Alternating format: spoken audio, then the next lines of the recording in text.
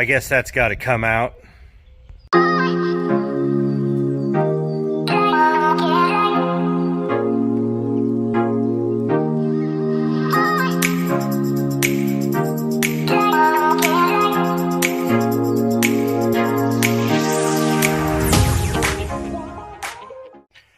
So as you've probably seen in the background, my Oldsmobile has been languishing. It's sat all winter. One of the tires went flat. That's a pretty regular thing. But it's time to get this thing fired up. So I actually need to get it all cleaned off, which will probably mean it'll all end up here on the floor. So let's get this thing cleaned off. I gotta get that tire aired up and we can go from there. Part of my problem is just sheer storage. These are all Crown Vic parts. Well, that's not, but I'm just running out of room. Now, anybody who's into Oldsmobiles knows that the mechanical bits are pretty much A-body in general, 73 through 77, for the most part. There's a lot of stuff on this car that's 76 and 7 only, and a couple things that are 77 only. But, that being said, when it comes to a lot of the cosmetic stuff and all this, these cars are wildly popular now, but when they came out, they were just cars to be taken to the demo derby, really. So, a lot of these cars all ended up at the racetrack. In fact, when I first got this car, I was approached by quite a few guys that wanted to buy it. And a couple dirt racers and whatnot. And the minute I found I'd shoot them an insanely high price. And it pretty much weeded out everybody. Everybody wanted this car for $600 and $700 and wasn't having it. I bought this car in 06 and as dumb as it sounds, the price has only gone up. Now I need to get the tires up and we need to get this thing fired up. So we got the car cleaned off, but due to the fact that it's sitting so low, let me show you what I had to do. I had to jack it up on this side to get that side high enough to get the jack under it. I mean, when these tires are flat, this thing sits low. So we're going to leave this on the ground right here, and I'm going to get the right sockets for that. We'll put them on my electric impact and zip it off. Now, I got this tire right here that came off Red's El Camino. I'm going to stick that on the front, even though it's about that much taller. It'll be fine. We're going to go air that up as soon as we figure out which tire back here is bad. But we'll get to that. Let's get this thing started first. Well, let's get the tire changed and then get it started. Yeah. Now, everybody claims they want an original car to start a project. No, you want a restored car. I'll show you what original gets you, because this car is almost 100% original. And it is 46 years old. Let me show you what a 46-year-old lug nut looks like. These are the ones with the metal caps. These are the original lug nuts. I haven't replaced these yet.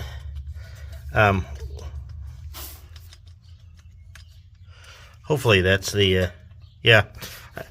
So I haven't replaced those yet. So I got to get these out here. And then they jam in your socket like that. Now we got it all loose, but we haven't taken the lug nuts completely off yet. Always be careful. Don't take them completely off till you get it secure on jack stands, because if it's, when I got them loose, the car literally shifted that way because, well, we took the stress off it. So you got to get another jack stand to put underneath here.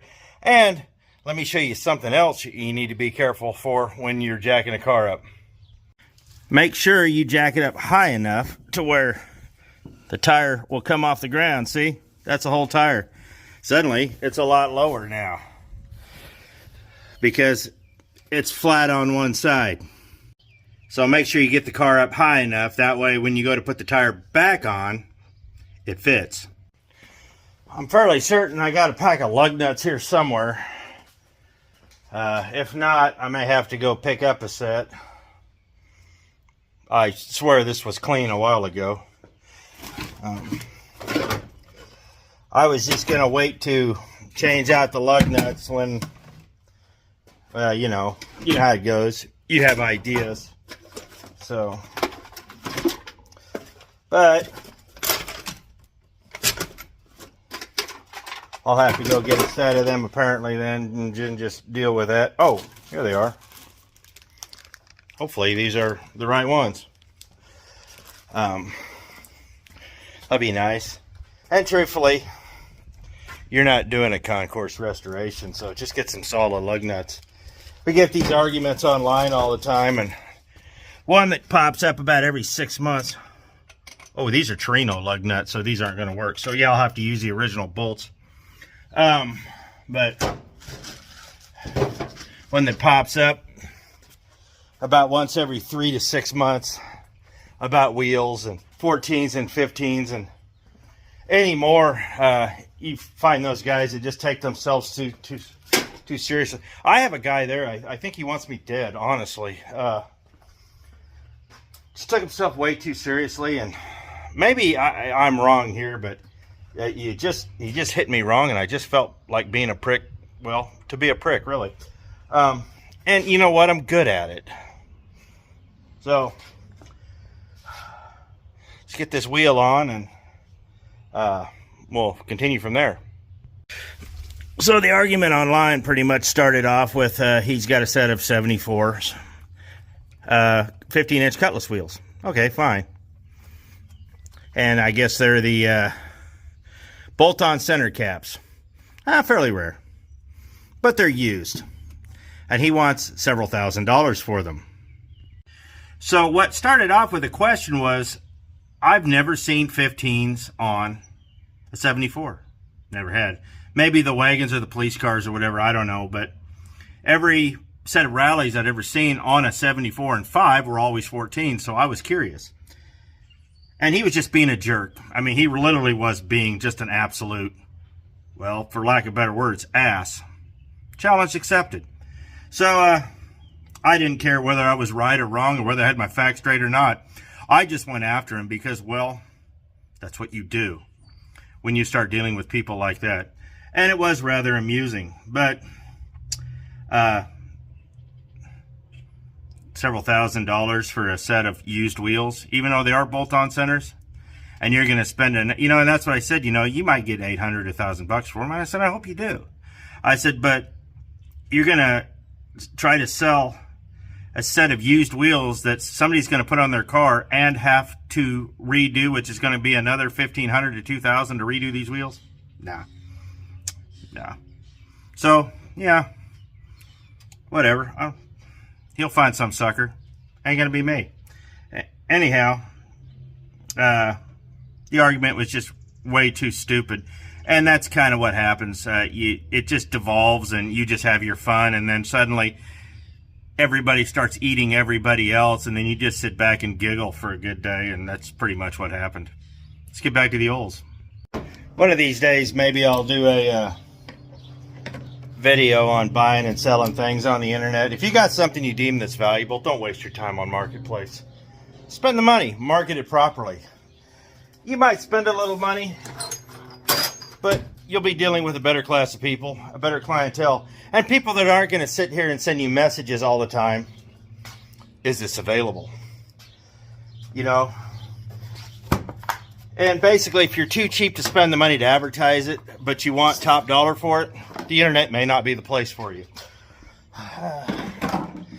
It's like dealing with people like garage sales. If you have stuff that's valuable, don't expect people to give you antique store prices at a yard sale. I had this discussion too, but that's another story. So let me drop this on the ground and see how flat that tire is. And we'll have to air that up. Part of the problem now is so many of these places that have air charge now, and they charge a lot. My little air compressor's got a short in it. My big one died, and the semi's in the shop, so I don't have any air, and I may have to spend some money to get that aired up. But yeah, so we got it back on the ground, and it looks completely trailer park like. So let's get in here, pop the hood, and we'll get started on this. So I got the keys.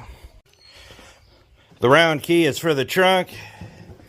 The doors.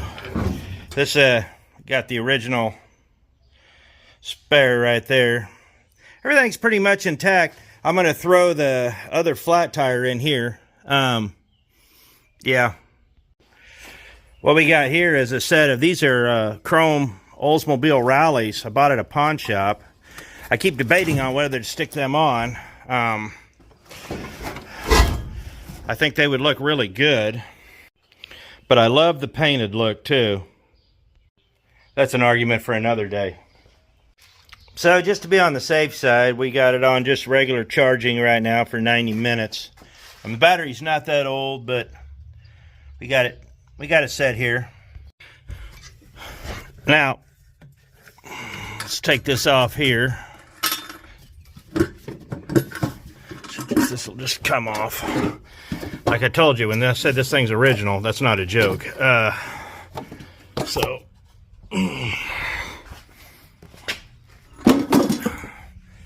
So here we are dealing with the best carburetor in the world. People claim to hate the Quadrajet, but the reason they hate the Quadrajet is because they don't understand it. It's a little overly complicated when put next to a Holly, but this is carb cleaner here. Just clean off some of the dust here. The Quadrajet, when properly tuned, is probably the greatest street carburetor out there. Now, if you want to go fast and all that, but if you want mileage and everything like that, you are not going to beat that for a carburetor. Don't care. I'll karate fight you. Just kidding. I am a little biased towards them, I'm not going to lie, but I've had phenomenal luck over the years with Quadrajets. You just got to know how to vacuum tune them. You get your tune-up done properly, vacuum tune these things, and these things are flawless. Love them, but they're not easy. The other neat thing this thing has is an HEI. So that right there, the HEI unit says that unless we should have spark. I mean, they almost always work. When they don't work, it's usually because of one thing. They'll get a little moisture under them, and then you have to go in there and just basically clean the rotor bug off, dry it up, and they'll fire like that. So let's get the keys and see what we're dealing with. So we're going to check the oil real quick before we get started, and the antifreeze. I'm not really too worried about the antifreeze unless it's covered on the dipstick. What do we got here? So yeah, it's on the full mark. You see that? Focus you. Anyhow, it's on the full mark. Now this thing has a horrible problem with vapor locking, and I got an idea what the problem is. What I really want to do is, I actually saw this in Uncle Tony's garage, and he basically put a filter with a bypass on it to return the vapors back to the tank, and he said that'll cure vapor lock. So come this summer, when we get a little, we're actually going to do that. So there's a few things, old school tricks I want to do here. But before we get going, I'm going to show you an old school trick, an old school used car trick that I'm grateful they don't do that much anymore. Back in the days when you'd have cars that would be just smoky messes, they used this. Yes, the old STP oil treatment. For a completely shagged engine, they would actually fill the crankcase up with these. Now, this isn't STP's fault. This is good stuff. This pretty much is made for old cars like this. You know, put a can, well, I used to say can. They used to come in actual cans, but put a bottle of this in. And it'll it'll seal up the valve guides for a while and all that. So that's what we're going to do. So I'm going to get this. This is pretty thick stuff, so I'm going to put this in, let it drain, and we're going to check the water. It's not quite going in the... It's like motor honey. If I had needed a quart of oil, I would have done just dumped this into a quart of oil and then dumped it all in together. But I didn't need a quart of oil, so well, I'm kind of torn with this engine. It leaks pretty good. I think it leaks more than it burns, but we're kind of at a crossroads with the car right now. Do we want to go back complete stock, or do we want to upgrade it? I've been thinking more of the lines of something simple like a mid-90s style Camaro, maybe something somebody would have done back then, you know, put a LT1 in it, or maybe an LS1 or an LS3, just something, just a small block, mild, you know, just for cruising. The other part I'm having trouble with is which direction with the car I want to go. I want to do something that was really popular back in LA when I was a kid, with the car, but it would require the engine being completely stock. Back in the day, the whole California lowrider scene, back in the 70s and 80s, they loved these cars. But this would be all just pristine, but stock. It would be stock, but enhanced. It was gorgeous stuff. And then, of course, they do all the paint work and all the graphics and stuff on the body. I got several different directions I can go. And I'm not going to lie. Ooh, that's a wasp nest. Out you go. But I'm not going to be like the other YouTubers, you know. Tell us which way it should go. No, I kind of have an idea. So, not sure yet, really, but I've got some definite ideas. So, let's get back here, and I'll show you what we're doing. Now, I have one simple rule. If I have you come over and help me start a car, you pull out a brake cleaner, I'll make you eat it, rectally. I don't care what these guys say on YouTube. I've seen them screw up cars, sit there and just fogging them down with brake cleaner. Yes, it will start a car. And in extreme emergencies, I could see you doing that. But when you have a car that's been sitting and everything's dry and you're spraying ether and solvent into the engine, that's what brake clean is. It is liquid. It's solvent. It's propelled. It's what's in your solvent tank. It is made to dissolve oil. And you're fogging your cylinders down with that. Well, it's no wonder. I watched a guy on YouTube, and I liked him for the time being, but he's kind of gotten to be, anyhow. They want to sit there and fog it down. Well, I watched him sit there and fog it down, an engine down one time, and I literally watched him stick it in the passenger side of the carburetor. And then about three scenes later, he's talking about, well, I lost all the power on the passenger side. I don't know what happened. Well, yeah, I know what happened. You shelled your engine because you put a can of brake clean down that side of it. So, yeah. Sorry, that made me angry because it was a beautiful car. So, I put a little gas down the carburetor. This is actually mixed for my weed eater. I'm like Vice Grip Garage. I've always used a little bit of oil in there. It's a little messier than it looks, or it's not as messy as it looks. This is the vent. Usually, if you pour it right down here, you can fill up the bowl and just pour it down the yap. Give yourself a pump right there, and we'll go in and crank it. Turn the key, and oh, she's dead. Maybe. It actually sounds like the starter is stuck. So let's see if we can get it unstuck. I just turned the key and she fired up. So let me pour a little more gas down the carburetor. Let's get in so we can feather it, and We'll get the fuel pump pumping. Get in here on the passenger side here. Give it a pump.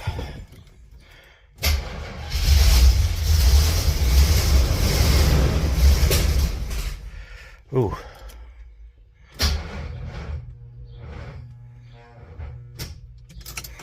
Let's give it a minute.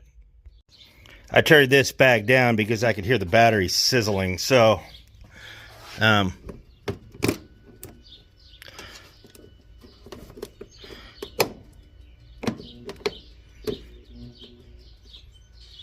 make sure I got good connection there. So we got it to turn over. I think just to preserve the battery, I'm going to sit here and let this thing charge for a little bit. And might go, I'd have just, well, yeah, I'm just go air up this tire. Might as well. So I got it to fire up. It's running. Just had to charge the battery. You can see a little bit of blow-by coming out of there. Other than that, though, we fired it up. The excuse me, the generator light was on, but that was because of the charger. Seems to be doing all right now. Part of the problem you have when cars sit like this hasn't been started in probably 5-6 months. It's because there's no fuel, and you've got to get the fuel pump going. And if you have a weak battery like this one, this is why we try to do the fuel before we go to the starting fluid or what have you. Now, if you've got a weak battery and you know it's only good for 3 or 4 cranks, and you don't have a jump box with you, use the starting fluid. But you better get it quick because it's only going to last a couple of cranks. But we've got this running, so let's put the air cleaner on and we'll get it outside. That's actually just all the, that's a heat riser. It's actually just all the oil burning off the exhaust. We did the old school air cleaner flip. Now here's something interesting. Everybody talks about cold air intakes. These cars always had them. Like right back in here, you used to have a hose to go from here, and this is, you know, brings all the air in there. Cold air intakes have been a thing for many, many years. It's not a new thing. In fact, even back here, like in the 70s, they knew that cold air was better, so they would try to get it all funneled in from the corners, from the outside, from underneath and whatnot. So let's find my Coca-Cola, get this thing on the road, and I'll show you what problem number 2 is. Now this thing is tagged and insured. I keep everything up on it, just because you never know, you might have to drive it. So let's get it out here, roll it out, and we'll start.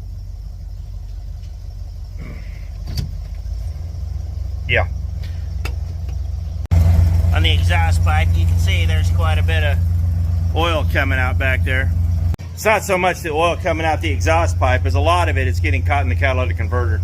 And we have a fix for that, to be seen later. Boy, that looks just straight out of the trailer park right there. Almost Mad Max-ish. I still like those better. Ooh, we're rolling. So let me tell you what happened trying to put air in. No place in town has free air anymore. And Casey's put in a pay pump. You know, I don't like it, but it's their prerogative. I go over there, and you can't use cash on it anymore. It's all credit card. I'm not swiping my credit card to, no. That's just ridiculous. So I'll just throw it in the back of the car, and then when I get up to Derby, I'll swing by the place I know where I can get free air, and we'll fill it up there. But one of the things while we're taking it up to get a car wash, but problem number 2 is it's got a heck of a shake. And we need to figure out if it's the tires or if it's the drive shaft, but I'm fairly certain it's the tires because it doesn't clunk when you put it in gear. So I had to sit and wash it. It was just too filthy. So this is, well, watch this. As I sit here, you don't hear a clunk. Reverse, neutral. Nope. Maybe, but nothing more than usual. So I'm going to take it out and see if we can't figure out which tire's bad. I know it's one of the back ones. I just can't figure out which one yet, but it'll present itself for sure. Problem number 3 is this. Yeah, wait for it. There we are. The accelerator pump's going out. It's actually going down the road straight. I don't know what the problem was. We might check the U-joints a little later, but she seems to be driving just fine, so I think we're going to head over to Hayesville and drop this wheel off with Alex, and maybe he'll have a tire. That'd be nice. Oh, and here we are. So let's see if Alex has got what I need. He's a good guy. So he dropped the one wheel off there. He had a pair of 245s, which I'm going to put them on the back. Good deal on them. I got to go home and grab the other rim, but we need to get this thing home because it's vapor locking like crazy, and that's indicative of a couple of problems. One being the catalytic converter's plugged, so it's throwing the timing off, and it's just making it just too hot underneath the hood. This thing is running a lot hotter than it should. It hates sitting around, so we're gonna have to look into that here soon, but we won't do that till we get the catalytic converter replaced, fixed, tested, piped, whatever you want to call it. And also, for all you A-body aficionados, this is a lot less gas than it's telling us. So I've got to get this booger home. So we're home. Let me show you what I got. It's a little later in the day. Had some stuff pop up, but I got to drive the car around. So let's pop the trunk here, and I'll show you what I got.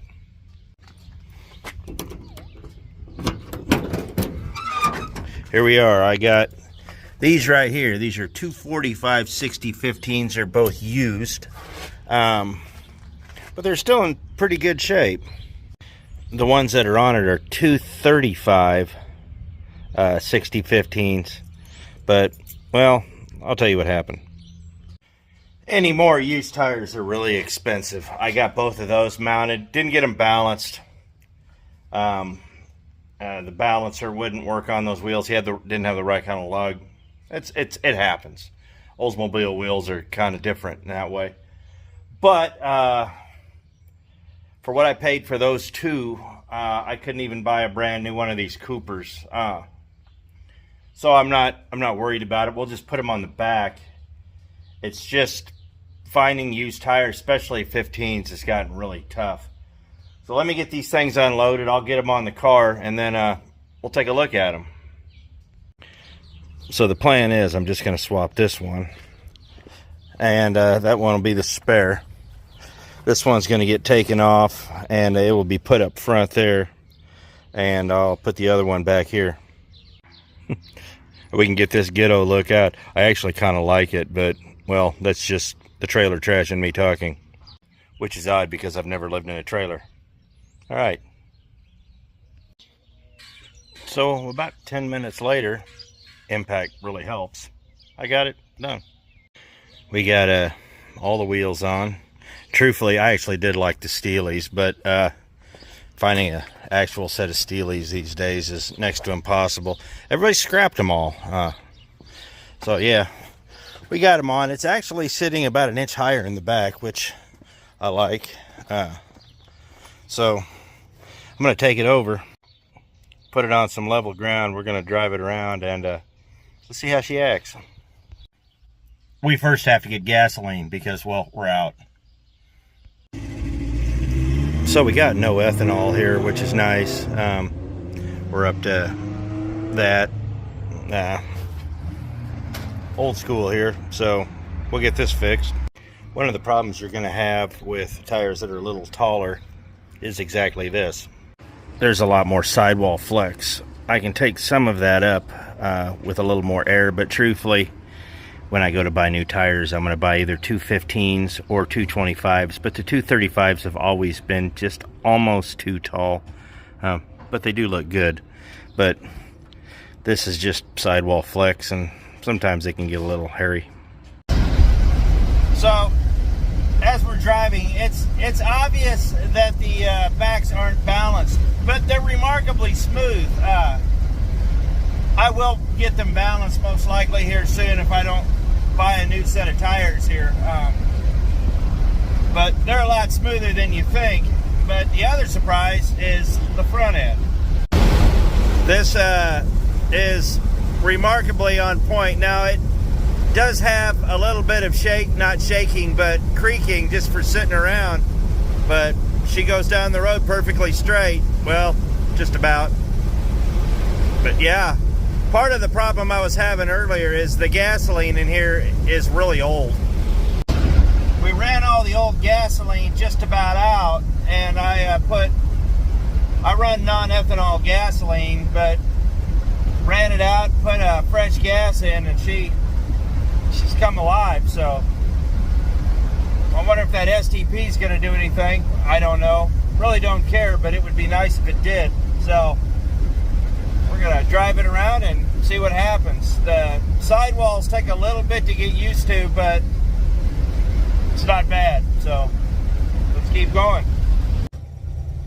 I brought my zip gun with me. I want to go ahead and check these lug nuts real quick, and we'll wrap this thing up. So at 55, she's happy. At about 70, she gets a little cantankerous. You really can.